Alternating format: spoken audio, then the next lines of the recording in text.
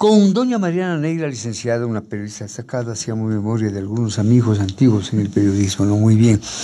El programa recibe con toda cordialidad a doña Mariana Negra, licenciada, colaboradora de la revista Digital Plan B, y igualmente recibe con mayor interés a don Anderson Boscan, licenciado, periodista de investigación. Hay tantos temas por tratar que uno no sabe por dónde comenzar. Claro, el tema predominante es el de la corrupción, pero Anderson y Mariana, ¿cómo marcha la fuerza política del gobierno del presidente Moreno? El último estudio de ese dato tiene una evaluación preocupante: 24.3% de aprobación de su gestión y 23.1% de credibilidad en su palabra. ¿Cómo marcha la fuerza política del gobierno Moreno? Anderson, licenciado, bienvenido. Muy buenos días, Diego. Muy buenos días a su audiencia. Qué gusto estar aquí compartiendo con usted y con una colega como Mariana, a quien respeto y estimo. El gobierno de Moreno ha subido la vara cada día más en cuanto a su capacidad de improvisación. No es un mal gobierno, es un gobierno sin capacidad para prepararse a responder las coyunturas y anticiparse a las coyunturas que le van surgiendo. Sabíamos desde el inicio, cuando tomó el giro, que iba a ser un gobierno que tendría que enfrentar procesos de fiscalización duros del gobierno anterior y tendría que marcar la ruta, porque así lo prometió el mismo presidente, de la lucha anticorrupción. Esa lucha no puede ir cambiando según los vientos, no puede ir improvisándose en el camino, y yo creo que el gobierno, no solo en la lucha anticorrupción, sino en lo general, abusa demasiado de la improvisación. Abusa ya en términos peligrosos para la estabilidad democrática del país. La improvisación. La improvisación. El no tener preparadas las respuestas, el no tener preparadas las líneas de comunicación, el no tener preparadas las líneas de acción, se vuelve peligroso para un país que necesita un poco más de claridad y certidumbre. Muy bien, como siempre, Fernando Anderson, directo en su respuesta. La misma inquietud, Mariana, bienvenida. ¿Cómo siente usted que marcha la fuerza política del actual gobierno? Justamente por esa improvisación. Gracias primero, Diego, por la invitación. Faltaba. Y gracias, Anderson, por estar aquí juntos. Estamos conversando sobre este tema que es preocupante, de lo que acaba de decir Diego, el 24% más o menos la aceptación del presidente.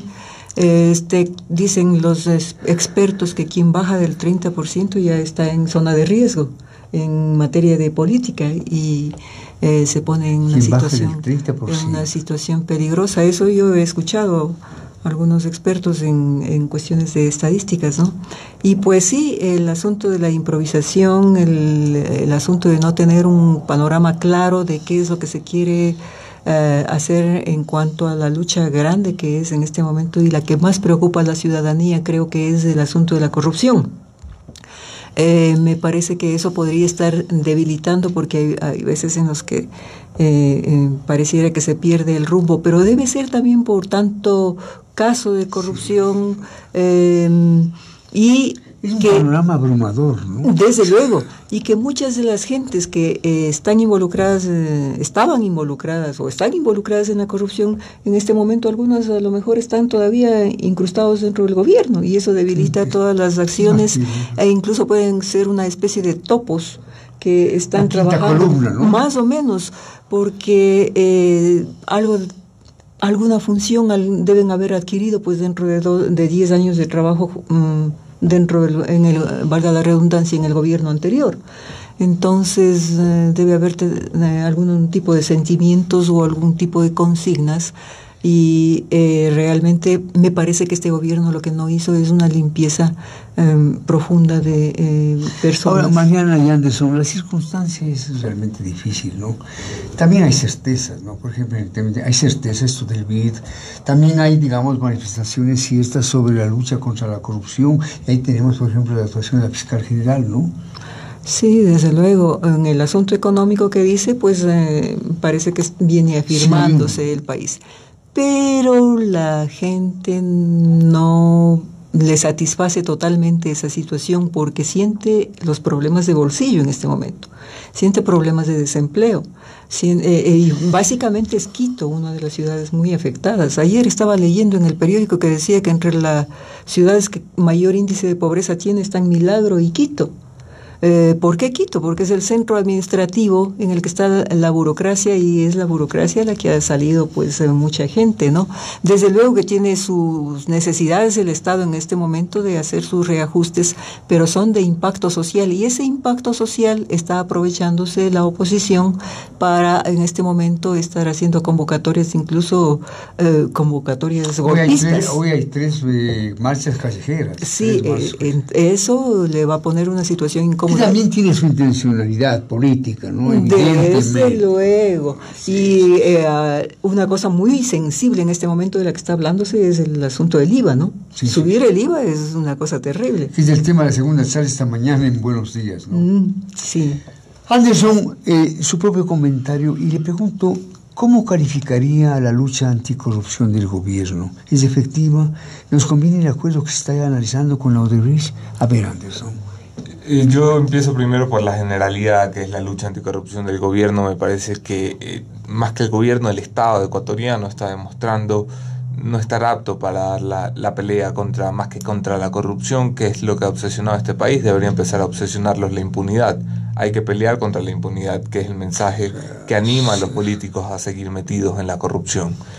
No creo que el gobierno tenga una idea clara de cómo hacerlo, por eso han creado una Secretaría de Anticorrupción que no tiene el menor de los sentidos. Creo que el señor Granda hace un gran esfuerzo por darle sentido a una institución que no tiene ninguno, que no tiene un objetivo claro, que no se sabe para qué está ahí. El señor Granda ha intentado moverse por algunos temas sin mayor éxito, pero yo creo que puede estar cerca de lograr algo importante con el acuerdo de reparación de la Odebrecht. Hablo del Estado ecuatoriano porque no nos olvidemos que es el sistema el que nos está fallando. Es a la Fiscalía General a la que se le ha olvidado procesar a Vinicio Alvarado en el mismo caso por el que le aplaudimos. Vinicio se ha terminado yendo. Es al Ministerio de Justicia al que se le ha ido por la galleta Fernandito Alvarado quitándose un grillete y dando las gracias por WhatsApp. Es al Ministerio a la Corte Nacional de Justicia la que ha revocado la orden de prisión para Alexis Mera y le ha puesto un grillete con sobreprecio para que vaya a mirar el juicio por televisión. Es el Estado en general el que no está dando las respuestas, que más que respuestas de si está ajustado a derecho o no, que eso yo lo dejo para los debates de los juristas, que cada quien. Yo lo que creo es que no hay instituciones dándole un mensaje de esperanza a la gente.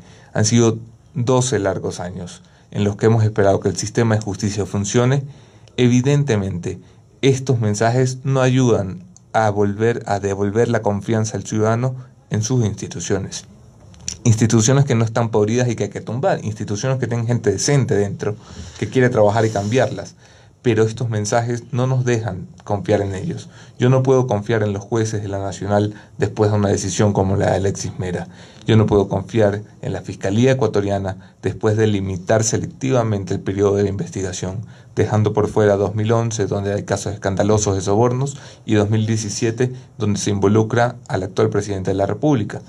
Que no digo que sean momentos de enfrentar a los poderes del Estado, no, pero tampoco es momento de ir seleccionando cómo impartimos y administramos justicia. Caramba, amargas palabras de Anderson que tienen una base de razón, no faltaba más, ¿no? Su comentario, Mariana, y también, Mariana, comente el último hallazgo de la Fiscalía. Los archivos originales de los aportes para Alianza País con información clave desde el 2012, un proyecto político sostenido por dinero corrupto. Claro, Anderson se refiere al 2011, ¿no? Claro. Sí, sobre la base del informe final, verde final me parece que se llama, que le encuentran en las computadoras, todos los detalles en las computadoras de la señora Laura Terán. 63.000 hojas útiles, ¿no? Sí, es una barbaridad. Es una empresa, o sea, más o menos lo mismo que hizo Odebrecht, ¿no? Odebrecht formó para distribuir las coimas, esta famosa división de operaciones estructurales, claro, que era la que administraba, un departamento dedicado exclusivamente para dar las coimas. Entonces, en pequeño estaba funcionando más o menos igual, porque si estábamos viendo con Anderson. El correlato se habrá inspirado en Odebrecht. Desde luego, tiene la estructura de una empresa, porque fíjese que tiene un jefe, tiene y varios niveles. Tiene un jurídico. Esta era la división del correísmo estructurado. Claro. Sí, 4 niveles, ¿no? Tiene un jurídico, tiene un financiero que le maneja todo el asunto financiero, y tiene los mandos inferiores que son los ejecutores, o sea, los operativos. O sea, funciona como una empresa, como funciona también una dependencia del Estado normal, ¿no? Sí, o sea, un ministerio, cualquiera de esos funciona de esa manera. Entonces, ahí vemos, por eso estábamos criticando, diciendo que hay una infografía, decíamos que al señor Mera, por ejemplo, le han puesto abajo, el señor Mera tenía que estar arriba. Consta en el tercer nivel, ¿no? Claro, le ponen abajo, entonces tiene que ser la cabeza, supuestamente el señor Correa, abajo el señor Glass, ahí el señor Mera, porque y además faltan ahí las 2 cabezas de los señores Alvarado, ¿no? Claro. Porque son los ejecutores, los genios de la publicidad, y esta denuncia del arroz verde y el arroz final, pues se centraliza en lo que tiene que ver con la publicidad. Ahí está el duro. O sea, y no entendemos cómo los señores no fueron detenidos, ¿no? O si se fueron detenidos, se sacaron el grillete y se fueron, ¿no? Pero creo que es por otro caso el asunto de Fernando Alvarado, o tiene vínculo con lo mismo. Pero en el caso del arroz verde, ellos tienen una participación en el asunto por la publicidad, y porque todo el mundo, o hay comentarios o hay suposiciones de que los señores de Alvarado tenían los contratos de publicidad a través de empresas formadas con otras personas, ¿no?, cercanas. Es debidamente estructurado, ¿no? Sí, bueno, eso ya a la Fiscalía le tocará pues investigar muy detenidamente. Me llamó la atención un asunto también, que es cómo les reclutaban, reclutaban a las empresas para que den las coimas. Sí, ¿cómo está debidamente referido, no? ¿Cómo se una llamada seleccionaban? telefónica, luego... Sí. No, y me parece que ahí faltan detalles, porque yo alguna vez en algún otro gobierno corrupto pude observar, o sea, hay una especie de lobismo, ¿no?, de lobby. Entonces le dan la vuelta alrededor del personaje e incluso le hacen un análisis psicológico, o sea, para ver qué debilidades tiene, debilidades de mujeres, de licores, de codicia, de la codicia básicamente le analizan para saber si es comprable o más bien dicho, para ver si es capaz de dar la coima que van a solicitar, ¿no? Entonces, y aparte de eso... En estos documentos se hace también referencia a estos detalles, ¿no? Claro, se dice que llamaban por teléfono, hacían las citas, establecían la cantidad, o sea, pero yo pienso que hay muchos más detalles ahí, un análisis psicológico incluso de quién se puede prestar para coimarle.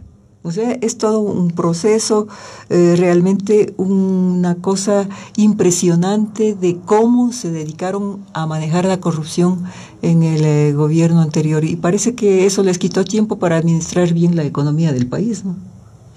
Mariana Negra, periodista investigadora, Anderson Boscan, periodista investigador. Su comentario, Anderson, y veo que usted es un poco escéptico respecto de la actuación de la Fiscalía General, ¿no, Anderson? No, yo soy escéptico del poder en general. No significa que crea que la fiscal general no está a la altura del cargo o está haciendo las cosas incorrectas o indebidas. Me gusta tomar con pinzas cada movimiento que da porque sospecho constantemente de posibilidades de estar cometiendo errores. Yo creo que la fiscal ha tenido en el corto ejercicio de sus funciones más aciertos que errores. Pero creo que sus errores también existen y son notorios. Un error evidente es la incapacidad que tuvo para procesar a Vinicio Alvarado. De hecho, el operativo, y esto no sé qué tan público fue o no, pero el operativo para agarrar a Alvarado fracasó. Yo creo que a estas alturas ya es de conocimiento público, fracasó porque Alvarado se enteró primero que iban por él. Y esto significa que dentro de la fiscalía, claro, y separo la fiscalía de la fiscal, dentro de la institución existen todavía elementos corruptos, existen todavía elementos que colaboran con la corrupción o que colaboran con los corruptos, que le dan una llamadita cuando la policía va por ellos. Por eso tengo mis dudas de cómo está actuando la Fiscalía. Esta selección de las fechas, sin ninguna explicación ante la opinión pública, sino simplemente vamos a cambiarle el nombre a casos sobornos 2012-2016. Que no haya tomado el 2011, bueno, puede estar cerca de la prescripción, puede estar cerca de los 7 años. Que no haya tomado el de 2017. A mí lo que me preocupa es que volvamos a tener un fiscal que sea enemigo de los enemigos del presidente. A mí lo que me preocupa es que volvamos a tener un fiscal que solo investiga a los que estuvieron antes. Y yo no sé si hay motivos para sospechar del presidente de la República, de su entorno cercano, pero yo lo que quiero es que se investigue. Yo lo que quiero es que lo investigue un fiscal y me diga aquí hay motivos o no hay motivos. Y si no hay motivos, que queden fuera del proceso.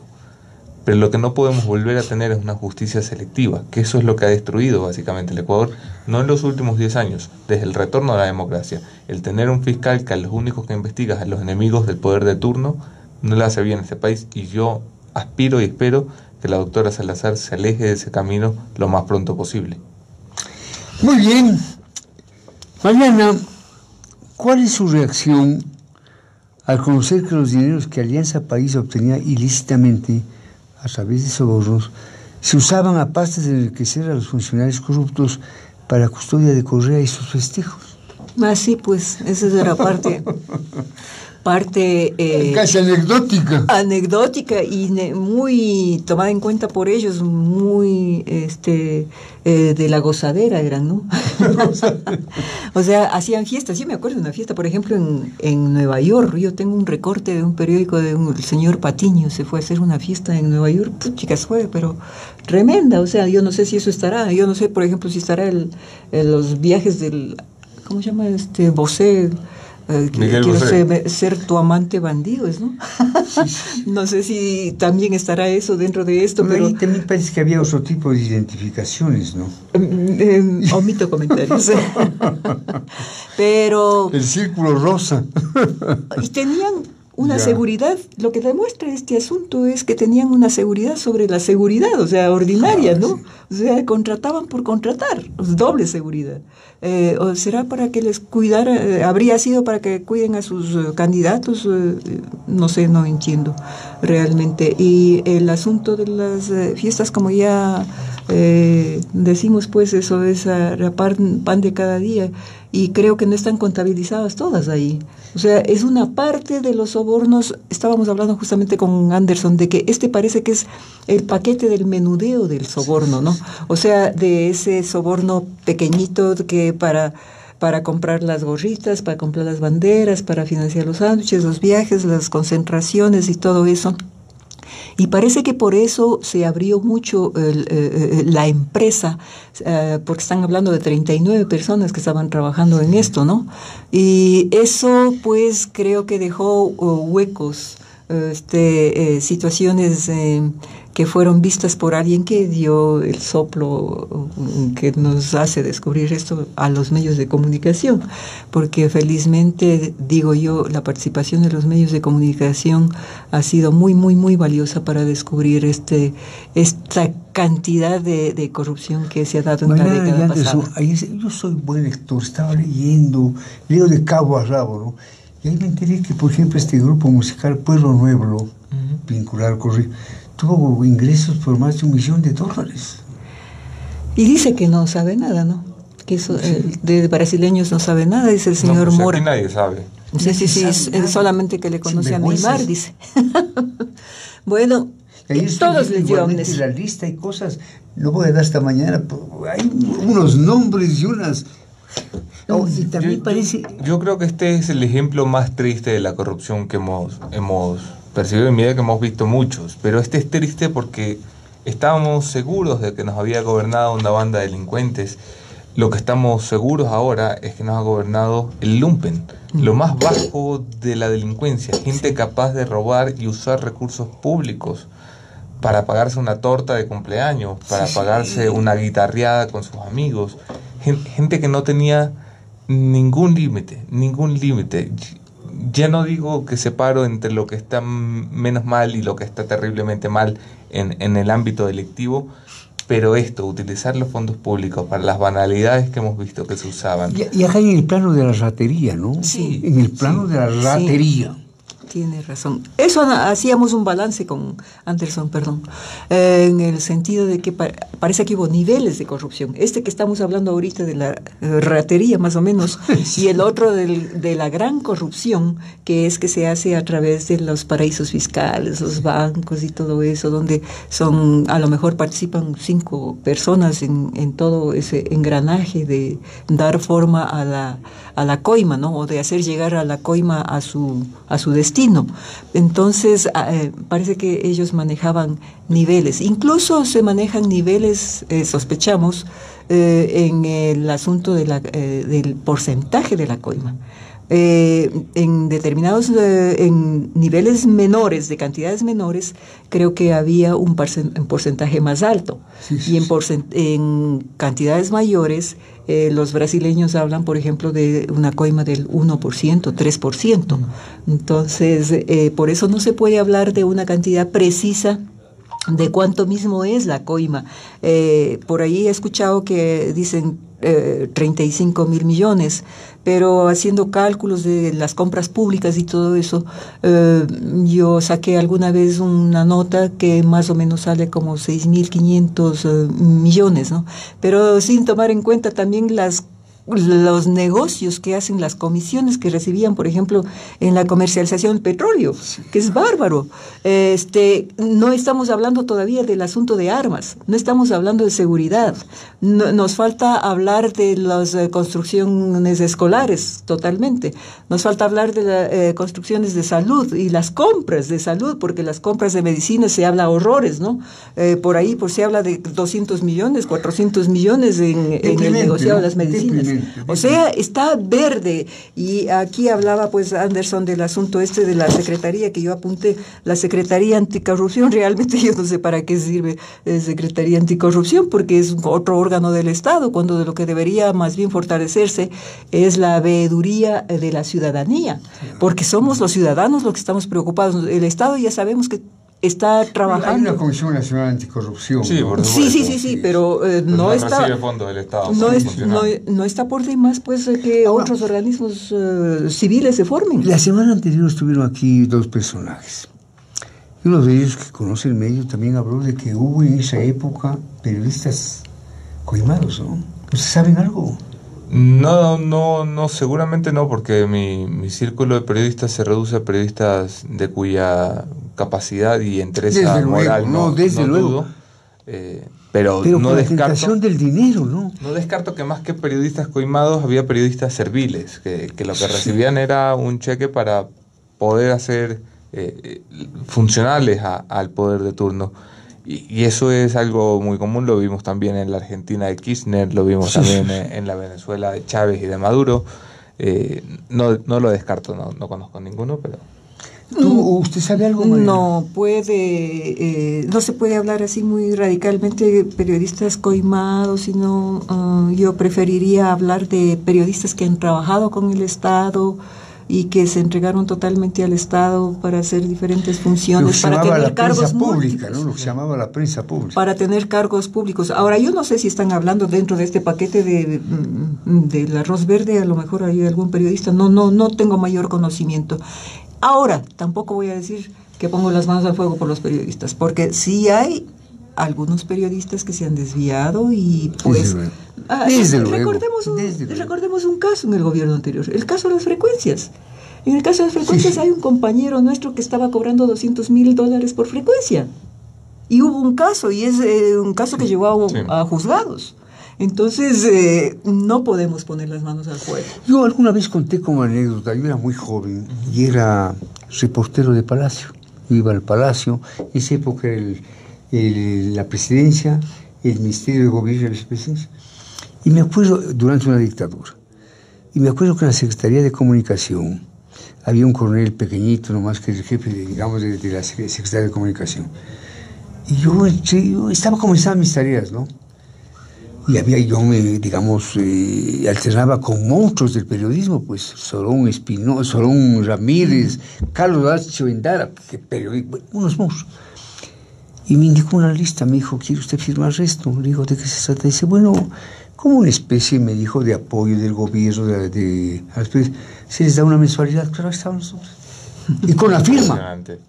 Yo lo redenuncié.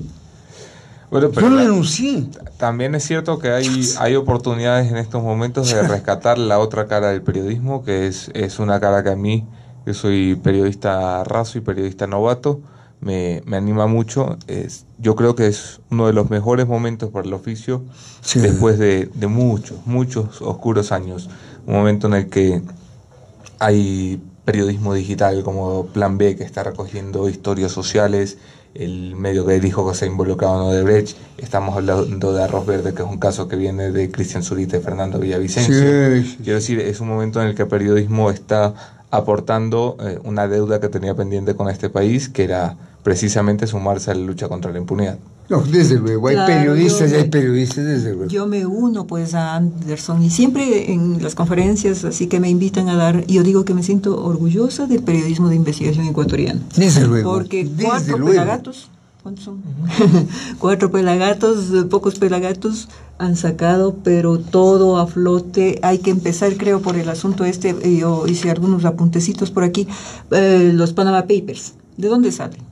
Y de ahí sale el asunto de pareja, la reconstrucción de la refinería y todo eso de Alex Bravo. Mucho tiene que crecer el país al buen periodismo. Y de ahí, mucho. Odebrecht, y ahora estamos con Arroz Verde y nos está faltando, ¿no? Nos falta periodistas de investigación, creo. Nos falta más.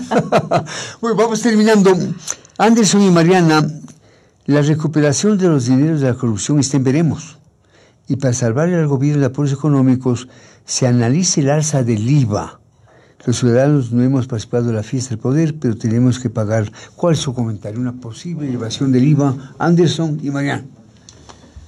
Yo creo que el gobierno toma la vía fácil. La vía fácil siempre es que el ciudadano pague los platos rotos. Y yo sé que los ciudadanos estamos para eso, para salvar a nuestros estados, porque si dependiéramos de ellos ya habríamos quebrado. Aprecio el estoicismo de Anderson. Pero sí, yo apreciaría un gobierno que busca otro tipo de soluciones. Este ha sido un país muy golpeado. Fue un país golpeado por impuestos, fue un país golpeado por una crisis económica, fue un país golpeado por un terremoto y fue un país golpeado por la impunidad y la corrupción. Yo no sueño con que el gobierno recupere la plata de la corrupción. Colombia tiene 20 años haciéndolo, ha recuperado 4.000 millones de dólares, incluyendo el narcotráfico, en 20 años. Aquí no vamos a recuperar la plata. Hemos recuperado 18 millones, ¿no? Y a cuotitas además.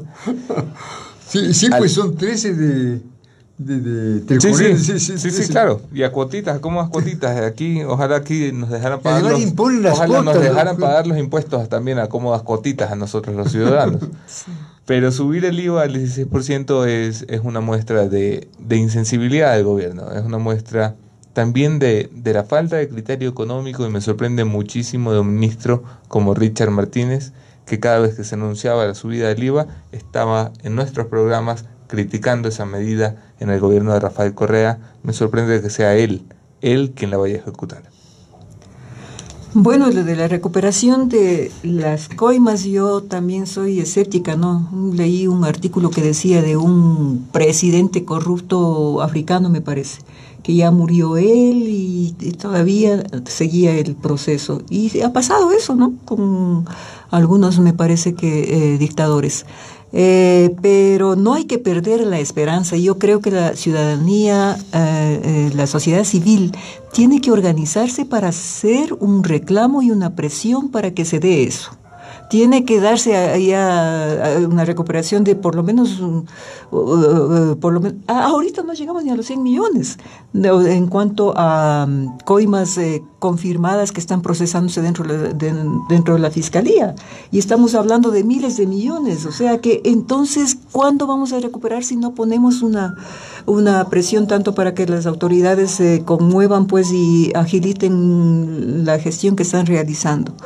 En cuanto a... Y no tenemos nosotros por qué pagar, pues lo que gastaron la fiesta que se hicieron los otros, ¿no? Porque se hicieron los otros, ya hablamos de las fiestas hace un ratito. Yo pienso que tiene que pensarse mucho en el asunto del IVA. no recuerdo si me dijeron que en el asunto de la crisis de Grecia o alguna de las crisis que tantos países tienen, más bien se bajó el IVA, porque el objetivo es aumentar el circulante, y al momento en el que usted está elevando el IVA, pues está sacando circulante de circulación, valga la redundancia, o sea, y eso está afectando a la economía de mayor forma. Un saludo al economista Diego Borja y a don Osvaldo Toscano, que van a hablar justamente sobre el tema de un eventual. Entonces ya no nos metamos con... Una última pregunta. Analicen muy brevemente otro interesante dato datos del estudio. El 64.9% de encuestados está de acuerdo con la eliminación del Consejo de Participación Ciudadano definitivo. Anderson y María. Yo creo que esto es algo que le deberíamos agradecer los demócratas a ese hombre de la patria, que es el cura Tuárez, que ha venido a demostrar lo peligrosa que puede ser esta institución en las manos equivocadas, ha venido a demostrar el peligro de que el populismo penetre una institución tan delicada como la que determina quién es quién en los organismos de control y en los poderes del Estado. Y gracias al cura Tuárez, gracias a que es una caricatura personal, hecha persona, es que los ciudadanos han entendido que eso es una bomba de tiempo y que la única forma de frenar esa bomba de tiempo... ¿Cree usted que los ciudadanos finalmente han entendido esto? Yo creo que sí, yo creo que pudiendo comparar al Consejo de Julio César Trujillo y todo el esfuerzo que hizo por reinstitucionalizar este país con la payasada que estamos viendo en las últimas 3 semanas lideradas por el señor Tuárez, los ciudadanos no tienen la menor duda de que es una institución que funciona según quién, y que en democracia lo más peligroso es estar sujetos a según quién. Hay que tumbar el Consejo de Participación para que nunca más un payaso nos ponga en peligro la democracia. Sí, muy bien, estoy de acuerdo. Mariana, eso tiene totalmente que desaparecer. Eso tiene que desaparecer, porque es más poderoso incluso que el presidente de la República. Quieren ser más que el presidente de la República. No, eso tiene que desaparecer. Es, como dice, del anonimato a la gloria, ¿no? Imagínese, sí. ¿Y con qué peligro? Anderson, gracias por estar en el programa, ¿no? Igualmente, Mariana, esta es su casa. Gracias, Temas políticos para 2 periodistas de investigación inteligentes y comprometidos con las mejores causas del país. Esa es la verdad. Buenos días.